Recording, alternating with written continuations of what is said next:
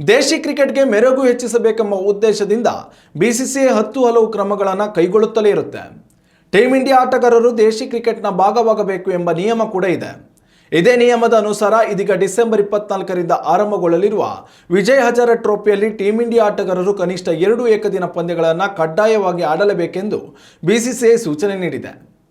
ದಕ್ಷಿಣ Africa ವಿರುದ್ಧ T20 ಪಂದ್ಯ ಮುಗಿದ ಬಳಿಕ ನ್ಯೂಜಿಲೆಂಡ್ ವಿರುದ್ಧದ ಮೊದಲ ಏಕದಿನ ಪಂದ್ಯ ಮುಂದಿನ ವರ್ಷ ಜನವರಿ 11ರಿಂದ ಆರಂಭಗೊಳ್ಳಲಿದೆ. ಈ 2 ಪಂದ್ಯಗಳ ನಡುವೆ ಟೀಮ್ ಇಂಡಿಯಾ ಆಟಗಾರರಿಗೆ 3 ವಾರಗಳ ಅಂತರ ನೀಡಲಾಗಿದೆ. ಹೀಗಾಗಿ ಈ ಸಂದರ್ಭದಲ್ಲಿ ಟೀಮ್ ಇಂಡಿಯಾ ಆಟಗಾರರು ದೇಶಿ ಕ್ರಿಕೆಟ್ನಲ್ಲಿ ಆಡಬೇಕಿದೆ. ಈ ನಿಯಮದ ಅನುಸಾರ ವಿರಾಟ್ ಕೊಹ್ಲಿ, ರೋಹಿತ್ ಶರ್ಮಾ, ಶುಭ್ಮನ್ ಗಿಲ್, ಜಸ್ಪ್ರೀತ್ ಬುಮ್ರಾ, ಕೆಎಲ್ ರಾಹುಲ್, ಹಾರ್ದಿಕ್ ಪಾಂಡ್ಯ ಮತ್ತು ಸೂರ್ಯಕುಮಾರ್ ಯಾದವ್ ರಂತಹ ಹಿರಿಯ ಆಟಗಾರರು ತಮ್ಮ ರಾಜ್ಯ ತಂಡಗಳಿಗಾಗಿ ಆಡಲಿದ್ದಾರೆ.